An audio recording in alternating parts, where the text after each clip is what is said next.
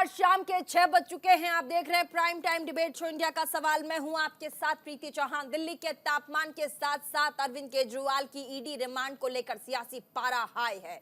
आज सबकी नजर राउज एवेन्यू कोर्ट पर बनी थी। कोर्ट में सुनवाई से ठीक पहले से लेकर फैसला सुरक्षित रखने तक हर ओर इस बात की चर्चा थी कि केजरीवाल को राहत मिलेगी या मुश्किलें बढ़ जाएंगी। लेकिन कोर्ट ने फैसला सुनाया कि 1 अप्रैल तक केजरीवाल को ईडी के रिमांड में रहना होगा। कोर्ट में सुनवाई के दौरान सुनीता केजरीवाल के अलावा दिल्ली के 4 कैबिनेट मंत्री गोपाल राय, सौरभ भारद्वाज, आतिशी और राजकुमार आनंद भी मौजूद थे। साथ ही सब उस बड़े खुलासे का इंतजार कर रहे थे जिसका सुनीता केजरीवाल ने दावा किया था। वहीं अदालत में केजरीवाल ने सवाल पूछा कि मुझे क्यों गिरफ्तार किया गया है, क्या मेरी गिरफ्तारी का पर्याप्त आधार है? ईडी मेरी पार्टी को तोड़ना चाहती है। इस पर कोर्ट ने केजरीवाल से कहा कि क्या आप लिखित में बयान देंगे। खैर, कोर्ट में कई दलीलें दी गई हैं, कई सवाल जवाब किए गए हैं। ऐसे में सवाल ये उठता है कि अगर इस तरह ही केजरीवाल की रिमांड बढ़ती रही तो क्या वो जेल से ही सरकार चलाते रहेंगे? उधर भारतीय जनता पार्टी लगातार हमलावर है।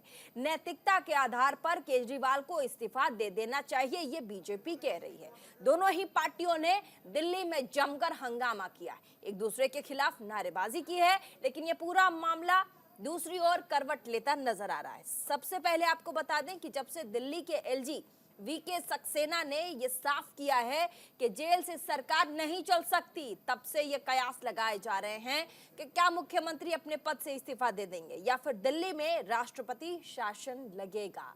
आज हम इसी पर बातचीत करेंगे, चर्चा को आगे बढ़ाएंगे, तमाम मेहमानों से आपको मिलवाएंगे। लेकिन उससे पहले एक छोटा सा रिपोर्ट।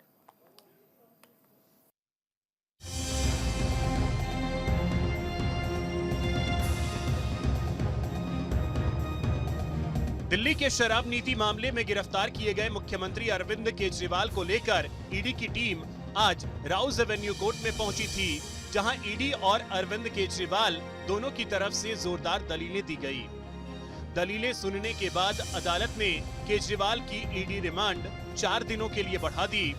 दरअसल आज अरविंद केजरीवाल की रिमांड पूरी हुई थी। इसके बाद ईडी ने उन्हें कोर्ट में पेश करके 7 दिनों की और रिमांड मांगी।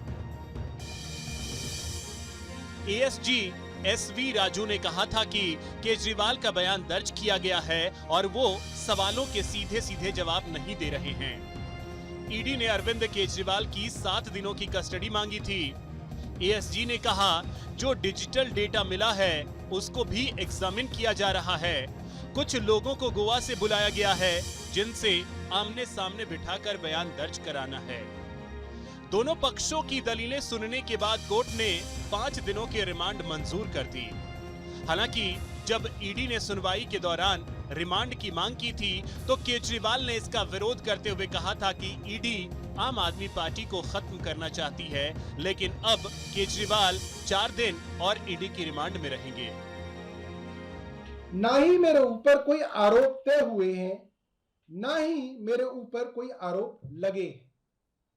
अभी तक केस में सीबीआई ने 31,000 पेज कोर्ट में फाइल किए हैं और 294 विटनेस यानी कि गवाह एग्जामिन किए गए हैं। ईडी ने लगभग 162 विटनेस को एग्जामिन किया है और करीब 25,000 पेज फाइल किए हैं। इन सारे विटनेस और कागजों को मिलाकर मुझे क्यों गिरफ्तार किया गया है? मेरे नाम सीधे सीधे 4 स्टेटमेंट डाले गए हैं, यानी कि लगभग 4 स्टेटमेंट ऐसे हैं जिनमें अरविंद केजरीवाल जी के नाम का जिक्र है और उन्होंने कहा कि मैं ये चारों स्टेटमेंट्स के विषय में आपके सामने बात रखना चाहता हूं। ईडी के रेड के बाद मनी लॉन्ड्रिंग के अक्यूज्ड कंपनियों का सबसे ज्यादा पैसा भारतीय जनता पार्टी के पास चंदे के रूप में आया है, इलेक्टोरल बॉन्ड्स के रूप में आया है। जो पैसा ईडी के पास आया है उसको तो देश की जनता में बांटने के लिए आपको कोई कानून बनाना पड़ेगा। लेकिन इन सारे आरोपियों का, ये सारे मनी लॉन्डर्ड पैसे का सबसे बड़ा फायदा, इसकी सबसे बड़ी बेनिफिशियरी भारतीय जनता पार्टी रही। वहीं पूरी सुनवाई के दौरान राउज एवेन्यू कोर्ट में सुनीता केजरीवाल के अलावा दिल्ली के 4 कैबिनेट मंत्री गोपाल राय, सौरभ भारद्वाज, आतिशी और राजकुमार आनंद भी मौजूद रहे। उनकी पत्नी सुनीता केजरीवाल ने दावा किया था कि अरविंद केजरीवाल कोर्ट के अंदर शराब घोटाले में बड़ा खुलासा करेंगे। ऐसे में सबकी नजर राउज एवेन्यू कोर्ट पर थी कि आखिर केजरीवाल ऐसा कौन सा बड़ा खुलासा करने वाले हैं। इससे पहले बुधवार को ही दिल्ली हाई कोर्ट से अरविंद केजरीवाल को उस वक्त तगड़ा झटका लगा जब अदालत ने उनकी गिरफ्तारी और उनकी ईडी कस्टडी के मामले में कोई राहत देने से इनकार कर दिया। इस मामले में कोर्ट ने ईडी से जवाब मांगा। उधर केजरीवाल की गिरफ्तारी से घमासान बढ़ा हुआ है। दिल्ली में बीजेपी और आम आदमी पार्टी लगातार एक दूसरे के खिलाफ प्रदर्शन कर रहे हैं। न्यूज इंडिया के लिए प्रिया राय की रिपोर्ट। जल्दी से आपको तमाम मेहमानों से मिलवा देते हैं। आपने हमारी रिपोर्ट देखी। सबसे पहले खेमचंद शर्मा, स्वागत कीजिए, प्रवक्ता भारतीय जनता पार्टी से। हमारे साथ संजय राणा, राजनीतिक विश्लेषक, स्टूडियो में मौजूद, स्वागत। पीयूष पंत, वरिष्ठ पत्रकार, हमारे साथ, बहुत बहुत स्वागत सर। रविंद्र सिंह, पूर्व न्यायाधीश प्रयागराज हाई कोर्ट के, स्वागत है सर आपका। डॉक्टर टीना कर्मवीर, प्रवक्ता कांग्रेस की, स्वागत है आपका। पवन शर्मा, प्रवक्ता आम आदमी पार्टी से, स्वागत है आपका। सबसे पहले पवन शर्मा जी का रुख करेंगे, प्रवक्ता आम आदमी पार्टी से। आज जो जिरह चली है कोर्ट में, उसमें कई सवाल अरविंद केजरीवाल से किए गए। साथ ही अब 1 अप्रैल तक ईडी के रिमांड में उन्हें रहना होगा। 1 अप्रैल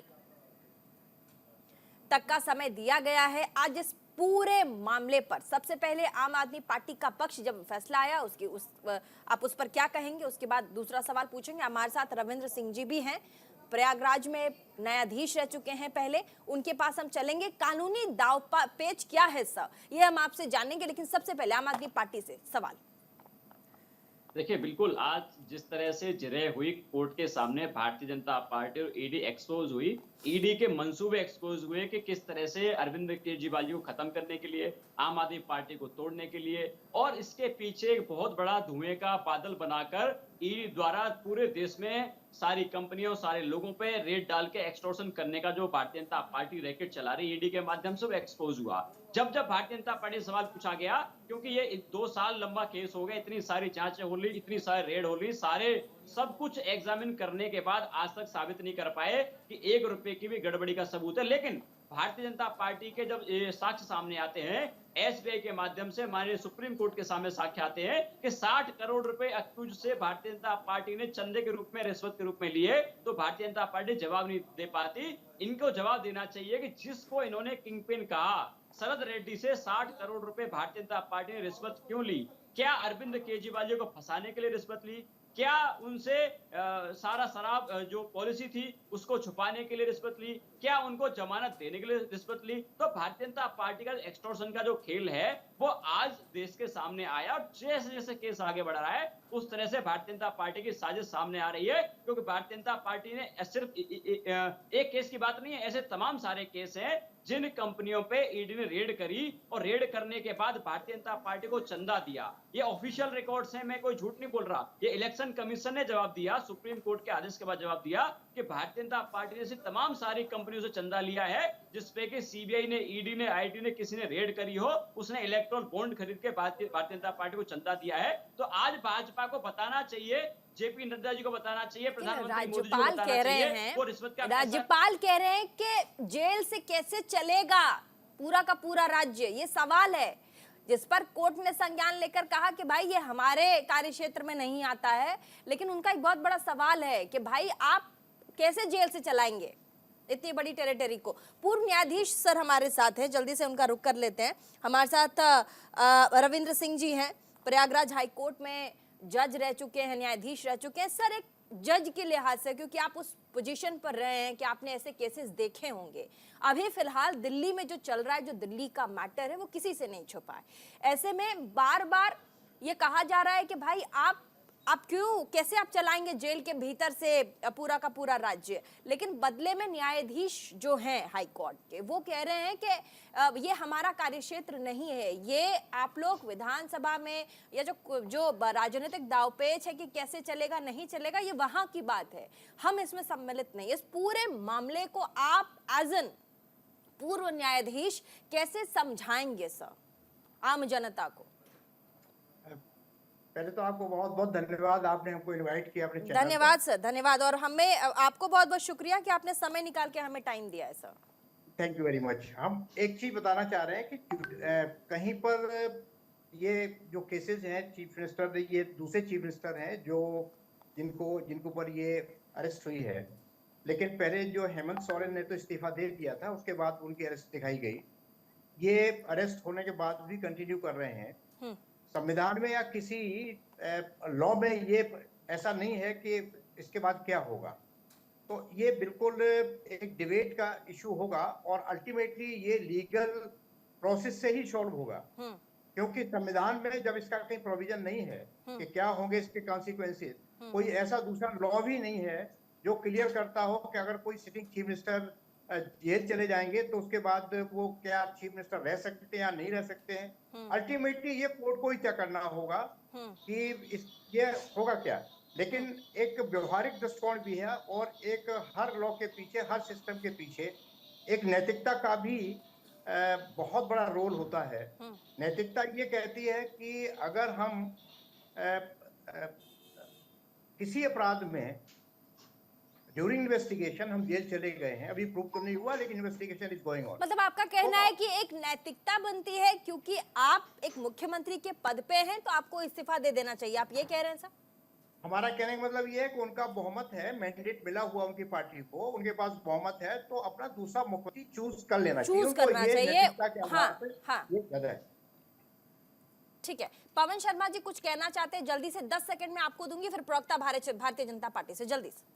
देखिए, भारतीय जनता पार्टी का दर्द अरविंद केजरीवाल है। वो ये चाहते हैं कि अरविंद केजरीवाल जी किसी तरह से मुख्यमंत्री ना रहें। जब दिल्ली के 2 करोड़ लोगों ने प्रचंड बहुमत से एक तरफा मुख्यमंत्री अरविंद केजरीवाल जी को चुना है, तो उनकी उम्मीदें हैं वो तो यही तो कह रहे हैं दिल्ली जो रविंद्र जी हैं। अच्छा, रविंद्र जी कह रहे हैं कि क्योंकि आपने मेजॉरिटी के साथ सरकार बनाई है, आपके साथ मेजॉरिटी है, तो आप अगर जेल में भी हैं तो इस्तीफा देकर आप अपनी जगह, आप जिसको लायक समझते उसे पद पे बैठाइए, क्योंकि जो राज्यपाल है वो अभी कह रहे हैं कि भाई ऐसे नहीं चलेगा, जेल से सरकार नहीं चलेगी। तो आपके पास दूसरा प्रश्न भी है कि अगर आप ये नहीं चुनेंगे तो क्या राष्ट्रपति शासन लगेगा? भारतीय जनता पार्टी से हमारे साथ खेमचंद शर्मा जी, क्या ऐसी स्थिति आएगी कि राष्ट्रपति शासन लगे? क्योंकि एलजी जो है वो कह रहे हैं कि भाई जेल से तो सरकार नहीं चलेगी, आप नैतिकता के तौर पर इस्तीफा दीजिए और जो आपके चुने हुए प्रतिनिधि है जिसको लायक मानते हैं उसे दीजिए, मुख्यमंत्री बनाइए। जी नमस्कार। जी नमस्ते। सिर्फ एलजी नहीं, पूरी दिल्ली कह रही है केजरीवाल जी को दे देना चाहिए, सरकार नहीं चलेगी। इनकी मीटिंग नहीं हो सकती, डिस्कस हो सकते, इनकी जब मीटिंग हो सकती, डिस्कस नहीं हो सकते, तो आप सरकार कैसे चलाएंगे? मैनुअल के अनुसार आप कम्युनिकेशन कर सकते हैं, कम्युनिकेशन की अपॉर्चुनिटी होगी, तो लिस्ट कम्युनिकेशन होगी, वो ऑफिसर की होगी, तो बात करने के लिए आप पहले ही बहुत अच्छा काम करते थे, और अगर इस तरीके से और ज्यादा आप डिले करेंगे, सत्ताएंगे तो दिल्ली में क्या हाल होगा? दिल्ली का हर डिपार्टमेंट आज पूरी तरीके से परेशान है। दिल्ली आधी से ज्यादा उनके पानी की किसी का बुरा हाल है,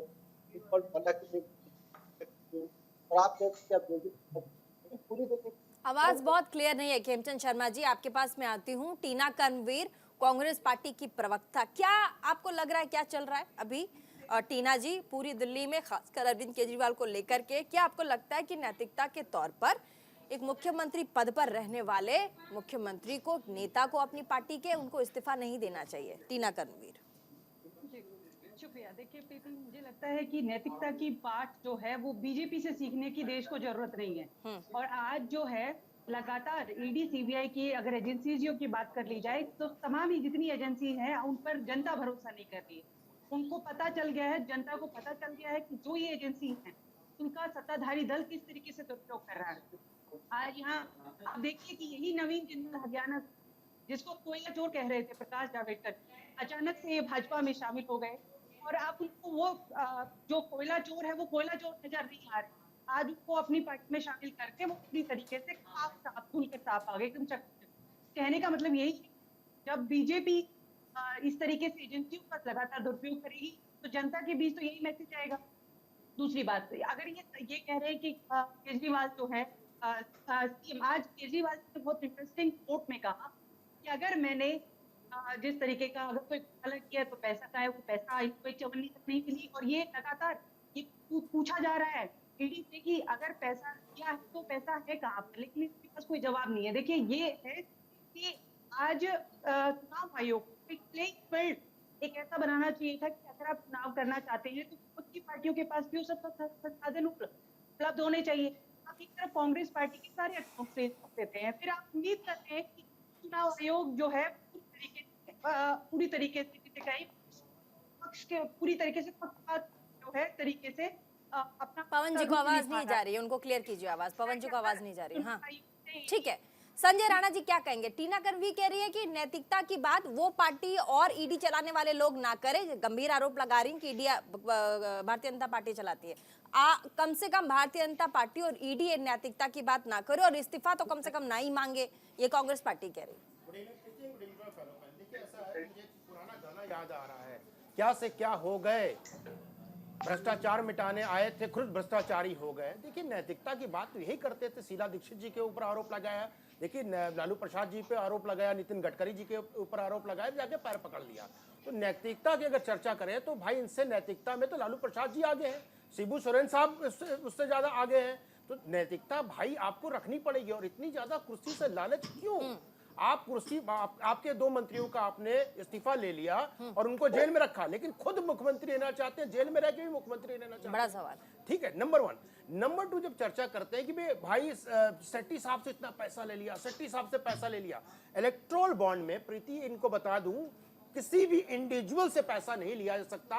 वो एक कंपनी होती है जो बॉन्ड खरीदती है और उसको रिडीम कराती है दूसरी पार्टी इसको रिडीम कराती है। 52 करोड़ रुपए। इनको तो ये नहीं पता आंकड़ा कितना है। से पैसा क्यों लिया? 10 सेकंड दूंगी इनको पहले समय इनका है, मैं बोलने दूंगी आपको, पूरा मौका दूंगी। 52 करोड़ रुपए इलेक्ट्रोल बॉन्ड पे 52 करोड़ रुपए उन्होंने खर्च किए। वो अरविंदो फार्मा के डायरेक्टर है। 34 करोड़ रुपए भारतीय जनता पार्टी को मिले, बाकी जो बचा हुआ विपक्षी पार्टियों पे मिले हुए। तो भैया ईडी का कहां से आ गया?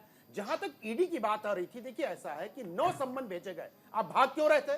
आप इतने ईमानदार थे तो आप आ जाते पहले। काउंटर 10 सेकंड फिर पीयूष पंत जी। ठीक है 10 सेकंड मैं आपको देती हूँ, पवन शर्मा जी 10 सेकंड लीजिए। देखिए आज पूरे देश के सामने सवाल ये है कि जिस शरद रेड्डी की बात हो रही है उसके अरेस्ट होने के बाद 10 दिन के बाद 5 करोड़ रुपए, उसके बाद जमानत मिलने के समय 55 करोड़ रुपए, तो 60 करोड़ रुपए रिश्वत क्यों ली गई? उससे पहले कभी उसने पैसा नहीं दिया। जब केस में अक्यूज हुआ तब उसे पैसा लिया गया। सर आपको यही नहीं पता है मान्यवर, आपको यही नहीं पता है कि किसी भी इंडिविजुअल आदमी से इलेक्ट्रोल बॉन्ड नहीं खरीद सकता है। बेसिक तो क्लियर कर लो कम से कम टीवी डिबेट में आने से पहले। बेसिक नहीं है। और ये जो सारी बातें केजरीवाल ने कोर्ट में रखी, ये पूरी तरह से राजनीतिक था। ये बताइए कोर्ट में जज साहब ने क्या बोला कि आप लिखित में दोगे तो बगले झांकने लगे। अरे बगले क्यों झांक रहे थे? वहां के प्रवचन देने गए थे। आपके पास 25,000 पेज का ईडी का ट्रेल है और आपके पास रखा जाएगा, उस पर आप सबूत साबित करो, लेकिन नहीं साबित करोगे। देश की जनता बोलेगी, दिल्ली की जनता बोलेगी। अरे भैया दिल्ली की जनता बोल रही है कि आप चोर हो और शराब घोटाला किए हो, और इतना ही बढ़िया घोटाला था तो मान्यवर आपने हटाया क्यों? उसको रहने देते। अरविंद केजरीवाल जी के पीछे जिस तरह से वरिष्ठ पत्रकार कर रहे हैं इनको जवाब अरे देना चाहिए। पता तो रहता नहीं है। बताना चाहिए। अभी 2 चीज पूछेंगे, जब आप नहीं रट के आए हो, रट के पता नहीं इलेक्ट्रोल बॉन्ड कैसे खरीदा जाता है, खरीदने के बाद रिडीम होता है। प्रोसेस समझ लो भैया, प्रोसेस। झूठ बोलने से देश नहीं चलेगा। देश की नंबर 1 करप्ट। अरे हमारे साथ एक और मेहमान है, बाद में तू मैं बाद में मैं आऊंगी। तू मैं करने का पूरा समय दूंगी, लेकिन पहले ओपिनियन तो ले लीजिए। वरिष्ठ पत्रकार पीयूष पंत जी हमारे साथ है पूरे मसले पर जो जिरह चल रही है कोर्ट में, वो साथ में नैतिकता की बात भी कि भाई मुख्यमंत्री जनता द्वारा बहुमत में चुने गए हैं।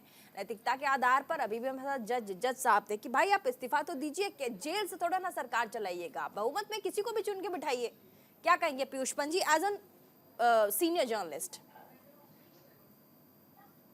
देखिए प्रीति जी, ये पूरा एक राजनीतिक ड्रामा चल रहा है और उसके पीछे की जो सच्चाई है वो तो कोर्ट में और आगे चल के पता लगेगी क्या है क्या नहीं, लेकिन एक राजनीतिक उसका एंगल तो है ही है, ये साफ दिखाई दे रहा है पूरी तरीके से।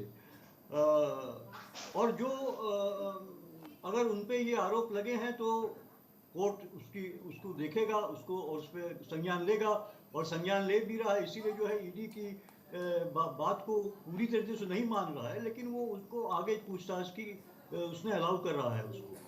तो ये चीज़ें हैं, लेकिन चीज़ें सामने आएंगी, साफ आएंगी जब, और इसमें अगर केस टाइम से चलता है, मान लीजिए जैसे और हमने देखा मनीष सिसोदिया के टाइम में अभी भी तो नहीं चला है, बेल भी नहीं मिल रही है, तो लिंगर ऑन किया जा रहा है। तो एक कहीं ना कहीं देखिए एक राजनीतिक एंगल तो स्पष्ट रूप से दिखाई दे रहा है इसका।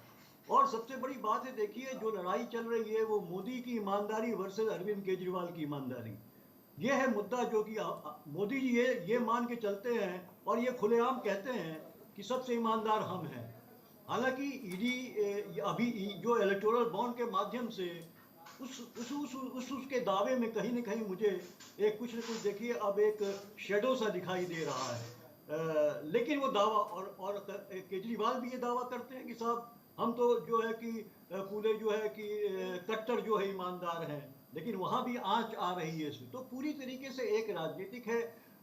मोदी जी चाहते हैं कि उनकी जो छवि है उसके आगे कोई खड़ा ना हो।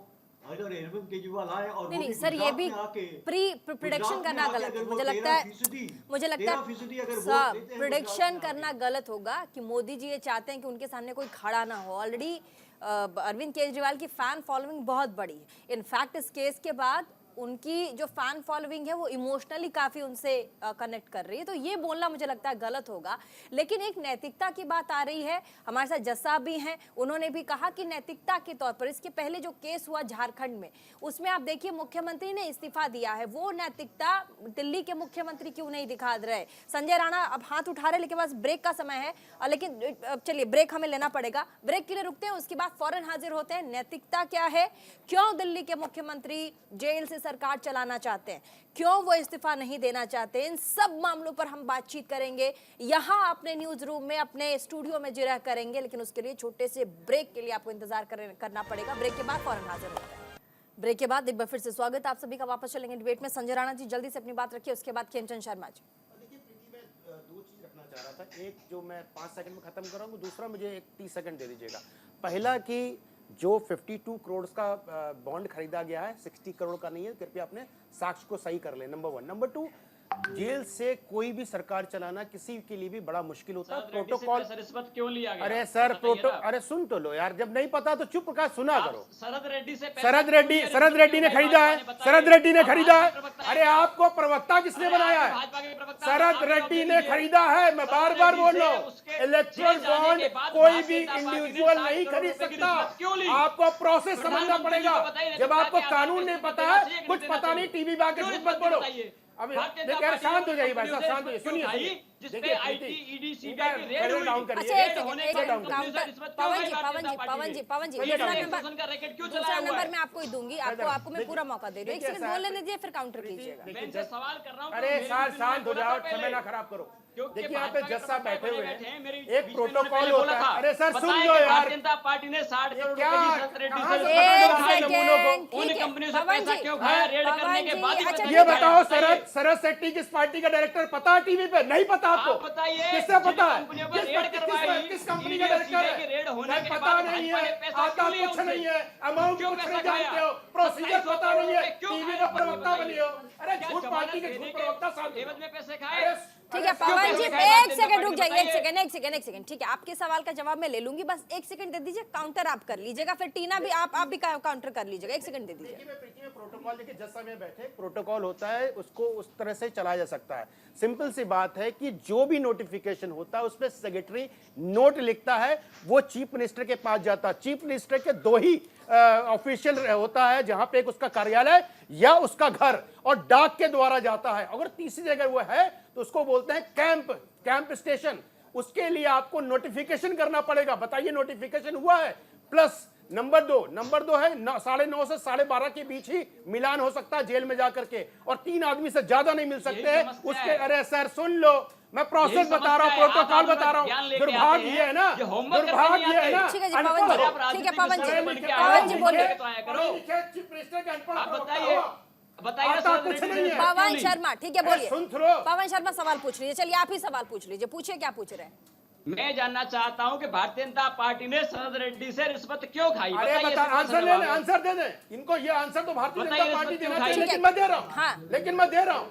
टोटल जो बॉन्ड आया है 37% भारतीय जनता पार्टी को मिला है। 73। अरे भाई सनद रेड्डी से इस बात पे अरे सरस से नहीं खरीद सकता। आप क्यों नहीं समझते हो? क्यों जमानत से बाहर आने के लिए खाई? क्या अरविंद केजरीवाल जी को फंसाने के लिए खाई? क्यों खाई? बताइए ना, आप बता दीजिए। भाजपा तो बता नहीं पा रही, आप बता दीजिए। और आपको ये नहीं पता है वो किस कंपनी का डायरेक्टर है, और आप टीवी पे आ गए। आपके पास जवाब बता दीजिए। होती है भाई, ना भाजपा बता पा रही ना आप बता। ठीक है भाई, ठीक है इसका जवाब खेमचंद जी देंगे। रुक जाइए, खेमचंद जी भारतीय जनता पार्टी के प्रवक्ता आप हैं, जवाब दीजिए। बहुत बड़ा आरोप है। बिल्कुल आ रही है, बोलिए।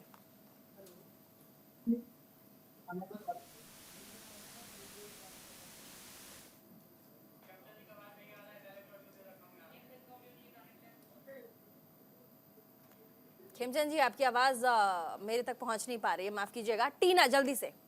जी देखिए, अर्थशास्त्री के निर्मला सीतारमण के पतिदेव प्रभाकर परलाकर जी जो हैं वो कह रहे हैं कि ये देश का ही नहीं दुनिया का सबसे बड़ा इलेक्ट्रोल बॉन्ड का स्कैम हो गया है। अब संजय राणा जाकर सुनिए उनको। खेमचंद जी आप हताश मत होइए, मैं तुरंत कनेक्ट करवाती हूँ। पीसीआर कनेक्ट आप अनम्यूट कीजिए खेमचंद जी, 1 सेकंड बस, हताश मत होइए आप अनम्यूट कीजिए, अनम्यूट। अभी आवाज आ रही है आपको मेरी खेमचंद जी? आप कुछ बोलिए खेमचंद जी, आपकी आवाज क्लियर नहीं है। चलिए टीना जी बोलिए। देखिए इतना बड़ा उन्होंने एक जो उजागर किया, उन्होंने कहा है कि सबसे बड़ा घोटाला हुआ है, देश का ही नहीं दुनिया का सबसे बड़ा घोटाला। तो क्या नैतिकता के आधार पर देश के प्रधानमंत्री को तो उस समय इस्तीफा दे देना चाहिए था, जब बार बार सुप्रीम कोर्ट से पूछताछ कर रहे थे। लेकिन साफ है कि लगातार ये कहते हैं नैतिकता के आधार पर, नैतिकता तो आपके अंदर कहाँ बची है? आप ये कहें कि ये इतनी ऊंची राजनीति कर रहे हैं कि लगातार सवाल कर रहे हैं, हम पर सवाल पूछे। भाई तो आपने इतना पैसा खा लिया, संजय राणा को जाके तो पहले अर्थशास्त्री को सुनना चाहिए। अर्थशास्त्री ने जो कहा है उसको ध्यान से सुनिए। और अभी हम कह रहे हैं निर्मला सीतारमण का टिकट किसने कटा है, वो जैसे कह रही है। लेकिन भ्रष्टाचार पर सवाल तो अरविंद केजरीवाल से भी न्यायाधीश ने पूछा ना। टीना और पवन दोनों से मेरा सवाल है, न्यायाधीश साहब ने जो भ्रष्टाचार हुआ है उस पर, जिस पर वो अरविंद केजरीवाल जेल गए हैं, ये सवाल तो उन्होंने पूछा ना। पूछा क्या सबूत है, जवाब दीजिए आप, आपके पास है क्या, बेकसूर हैं? इतना बड़ा जो आरोप लगा है आप पे, नाम आपका है। पवन हाथ उठा रहे हैं, बताइए पवन जी। देखिए इसमें 2 चीजें हैं। जज साहब ने ये कहा, पहली बात तो ईडी ने जो आरोप लगाया कि 100 करोड़ रुपए का लेन देन हुआ है, जस्टिस संजीव खन्ना जी ने कहा कि ऐसा कोई लेन देन नहीं जिसपे कि डिबेट का विषय है, कोई ऐसा साक्ष्य नहीं है, आज तक कोई सबूत नहीं है। सबूत सामने सबके सामने है कि जिसके ऊपर आरोप लगा, जिस आरोप पे मुख्यमंत्री अरविंद केजरीवाल जी को जेल हुई, उसी आरोपी ने भारतीय जनता पार्टी को चंदा दिया, रिश्वत दी। और जिस आरोप में देखिए मुख्यमंत्री केजरीवाल जी को बंद किया गया है, उन आरोपों पे, उन बयानों पे तो चांदनी चौक का जेब कतरा का भी जेलना हो उसको। जिस तरह से मुख्यमंत्री अरविंद केजरीवाल जी को डाला गया, उसका एक ही मकसद था, अरविंद केजरीवाल को खत्म करना, आम आदमी पार्टी को तोड़ना। और आगामी जो भारतीय जनता पार्टी को अपनी हार दिखाई दे रही है, इंडिया अलायंस के हाथों हार दिखाई दे रही है, प्रधानमंत्री जी बौखला गए, उनको अरविंद केजरीवाल से खतरा लग रहा है, इंडिया अलायंस से खतरा लग रहा है। जिस तरह से झूठे मूठे आरोप बना के पार्टी दलील क्यों नहीं दे पा रही? पार्टी क्यों नहीं सबूत दे पा रही? मान लीजिए कि मैं बेकसूर हूं, मैंने कुछ नहीं किया, मैं ही हूं, मान लीजिए मैं ही जेल में बंद हूं और मैंने कुछ नहीं किया है, तो मैं भाई अपने मैंने कुछ नहीं किया तो मेरे पास सबूत तो होंगे कि भाई मैंने कुछ भी नहीं किया है। आप देख लीजिए, ये खंगाल लीजिए, वो खंगाल लीजिए। अब कोर्ट कह रही है कि हम आपसे जवाब मांग रहे हैं। अब कोर्ट का कहना है कि माननीय मुख्यमंत्री साहब जवाब नहीं दे पा रहे हैं, सबूत नहीं दे पा रहे। इसका क्या जवाब होगा? देखिए अब ऐसा तो नहीं है ना, अब ऐसा तो नहीं है पवन जी। देखिए, क्या आप मुख्यमंत्री हैं तो आपको स्पेशल छूट दी जाए, आपको बरी कर दिया जाए? आप मुख्यमंत्री हैं, आप भी उसी कानून के दायरे में आते हैं जिस कानून के दायरे में आपके दिल्ली का हर एक आम आदमी आता है। पवन जी, देखिए, आपने दो बातें कही, बड़ी अच्छी बात है। पहली बात तो ये कि आम आदमी पार्टी के नेताओं पे हजारों से ज्यादा अधिकारी लगा दिए, 500 से ज्यादा रेड हो गई, इतनी सारी जांच हो गई, सब कुछ हो गई, हमने हर जगह इनको सहयोग किया और आज तक कोई साक्ष्य नहीं मिला। सिर्फ ये बयानों के आधार पे, मान लीजिए आज मुख्यमंत्री केजरीवाल जी कहते हैं कि हमने नरेंद्र मोदी जी को 100 करोड़ रुपए दिए, तो क्या उस एक बयान के आधार पे नरेंद्र मोदी जी को जेल में डाला जाएगा? नहीं डाला जाएगा ना। और ये तो साक्ष्य कोर्ट के सामने है कि शरद रेड्डी से ये पहले की बात नहीं है। प्रधानमंत्री के लिए तो इस तरह के शब्दों का, प्रधानमंत्री को क्यों, प्रधानमंत्री को तो नैतिकता के तौर पर प्रधानमंत्री को छोड़ दीजिए, उनके नीचे भी लोग हैं। अरे प्रधानमंत्री जी इस देश के बासिंदे हैं, इस देश के नागरिक हैं, उनको जिम्मेदारी ज्यादा बनती है।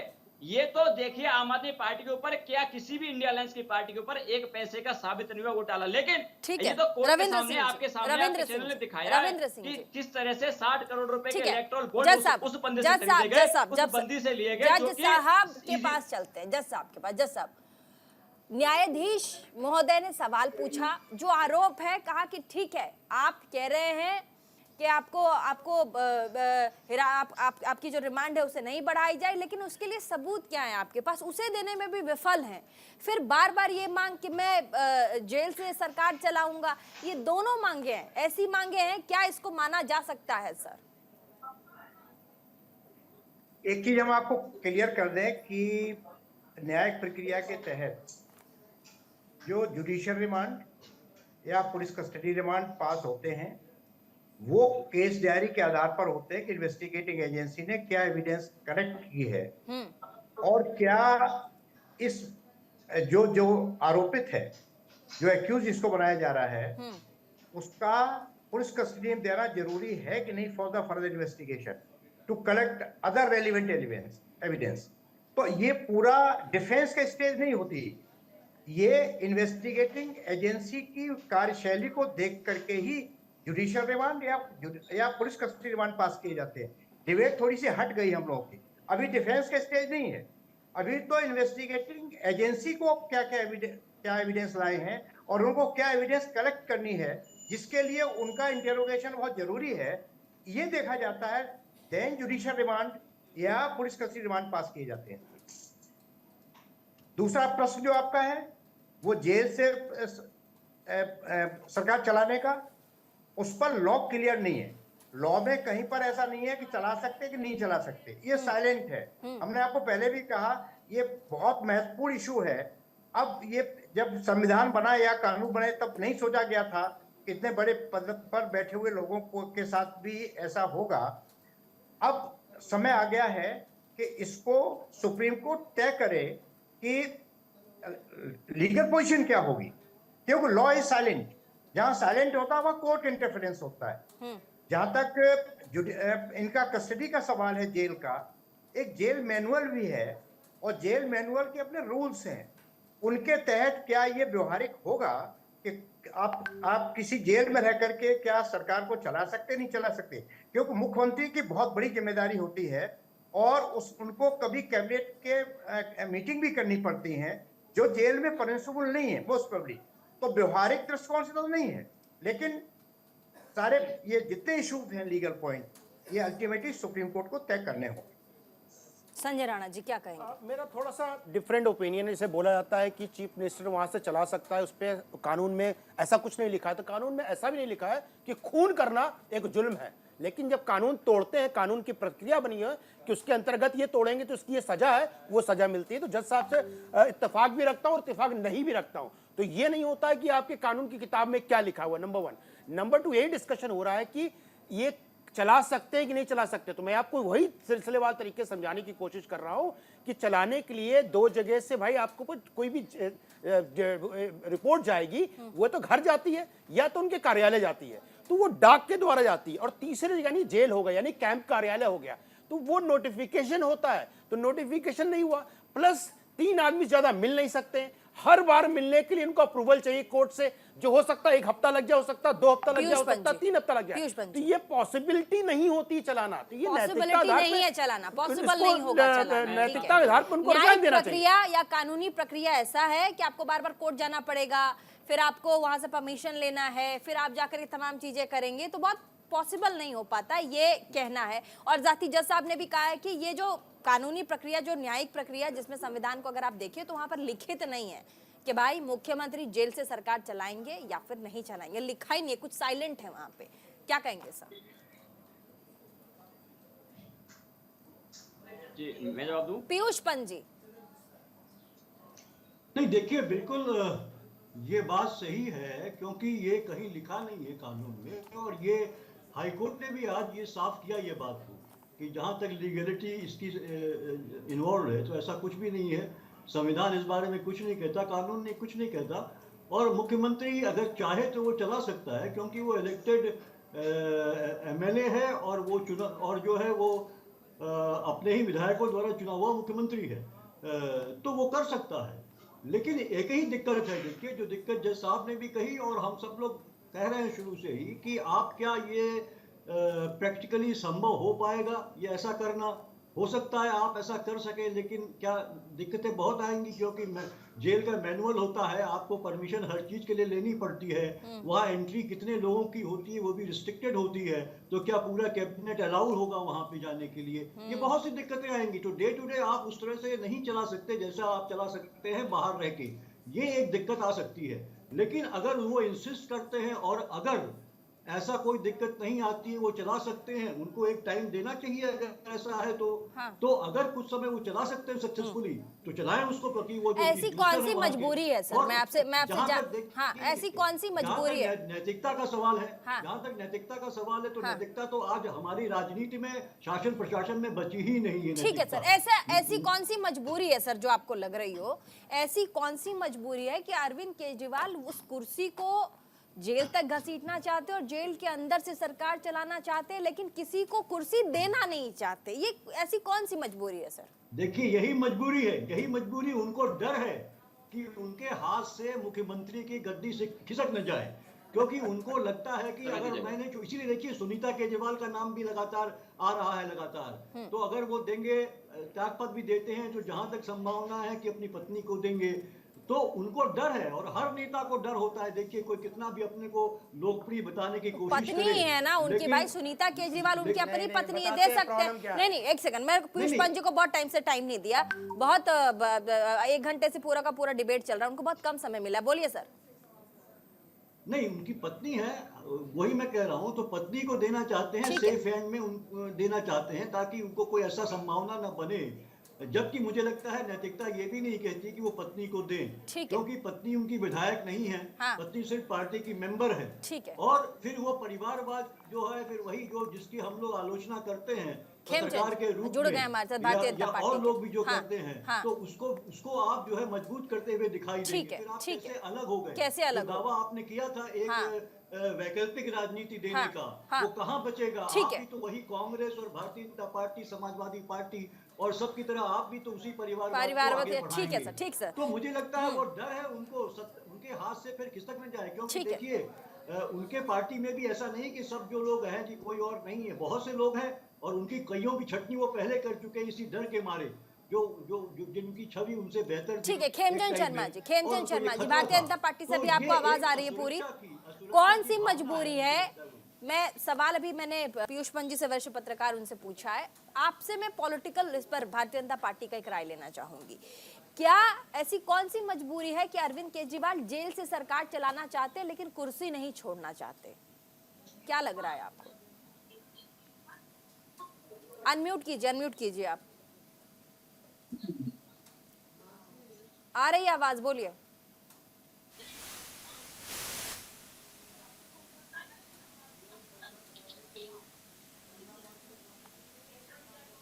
खेमचंद जी अनम्यूट कीजिए, थोड़ा माइक पास लाके बोलिए। आ रही बोलिए।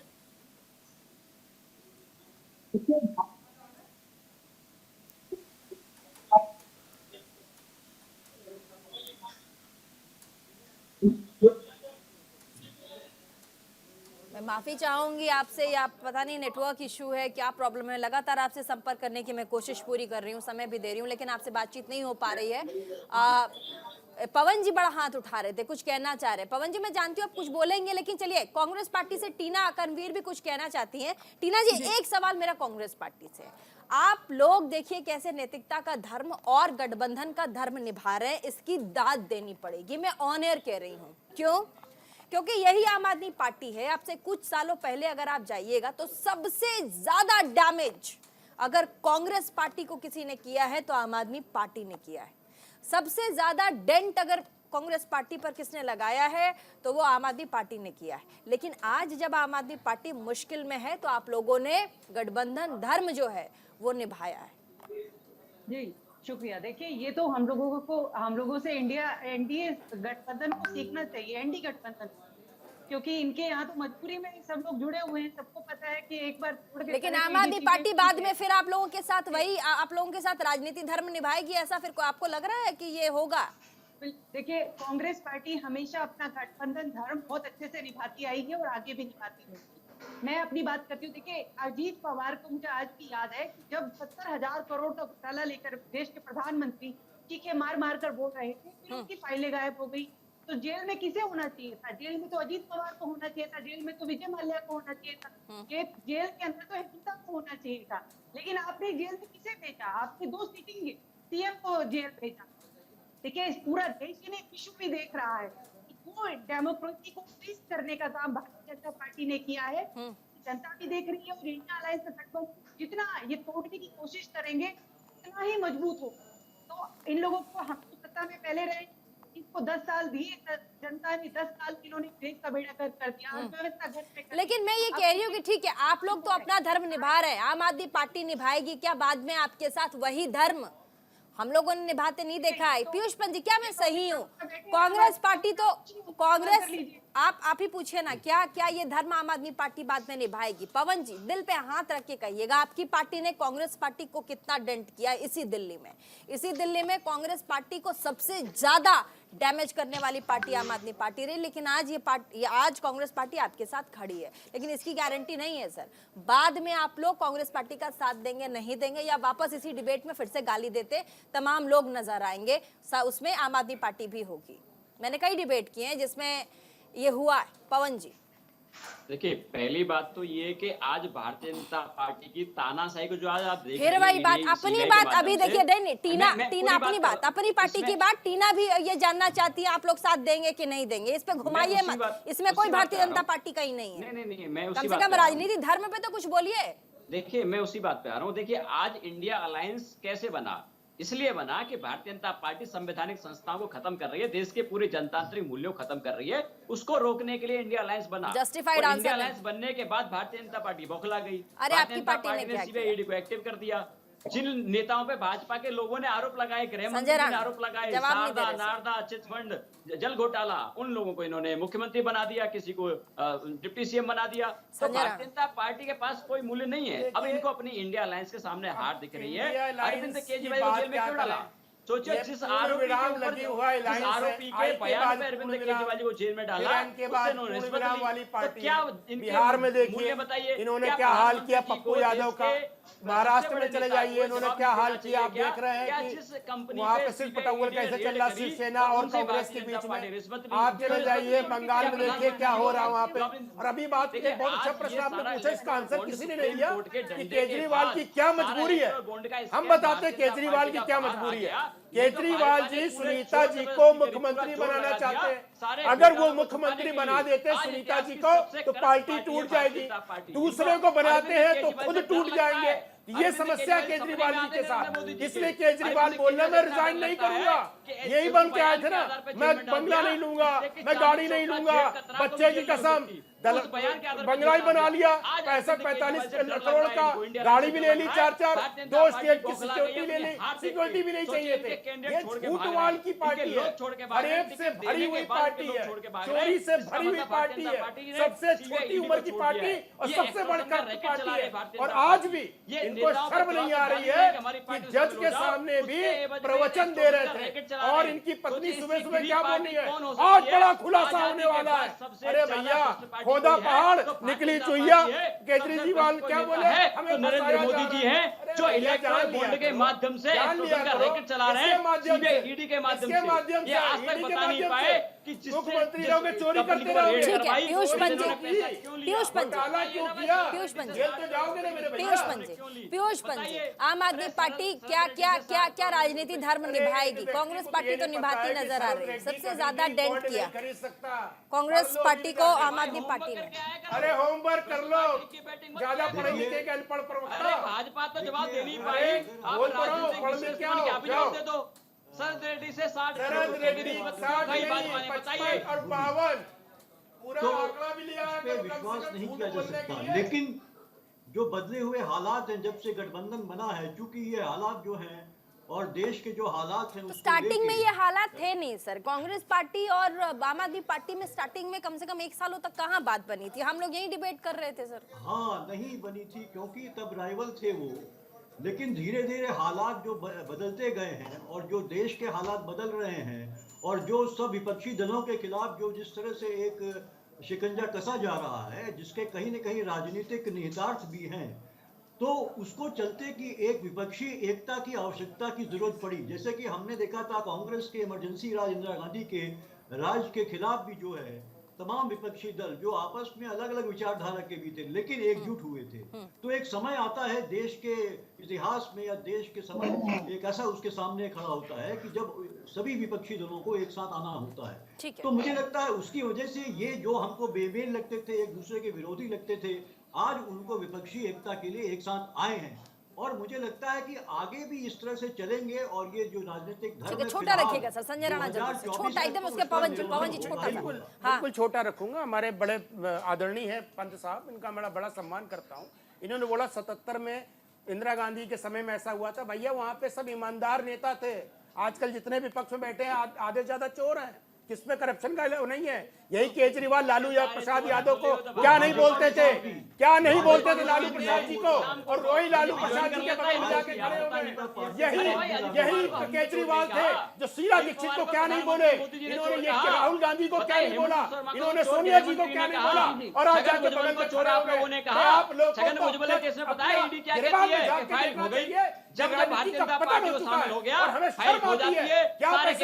छोटा सा रिएक्शन, समय बहुत कम है, समय बहुत कम है, माफ कीजिएगा प्लीज, समय बहुत कम है। पवन जी, एक बड़ा सवाल आ रहा है सोशल मीडिया पे, मैं अभी देख रही थी तो आ रहा है कि अभी आजकल राजनीतिक तमाशा कर रहे हैं अरविंद केजरीवाल और कुछ नहीं कर रहे हैं। क्या जवाब देंगे इस पर, आप पार्टी के प्रवक्ता होने के नाते? देखिए, अगर भारतीय जनता पार्टी गुंडागर्दी रोकना, अगर देश के लिए बात करना, देश की विकास की बात करना, महिलाओं की, मजदूरों, किसानों की, रोजगार की, महंगाई की बात करना अरविंद केजरीवाल जी का, अगर भारतीय जनता पार्टी को जो भी लगता है तो अरविंद केजरीवाल जी कर रहे हैं, वो अपनी आखिरी दम तक करते रहेंगे। भगत सिंह के वंशज हैं अरविंद केजरीवाल जी। भारतीय जनता पार्टी गुंडागर्दी के सामने ना झुके थे, ना झुके हैं और ना कभी झुकेंगे। चलिए बहुत बहुत शुक्रिया, समय बहुत कम है। बहुत बहुत शुक्रिया तमाम मेहमान हमारे साथ इस डिबेट में जुड़े, और साथ ही special thanks to our ex जज साहब, आप हमारे साथ इस शो में जुड़े, आपने समय निकाला। बहुत बहुत शुक्रिया आप सबका भी। छोटे से ब्रेक ले रुकेंगे, कहीं मत जाइएगा, देखते रहिए न्यूज़ इंडिया और देखना न भूलें हमारा prime time debate show India का सवाल।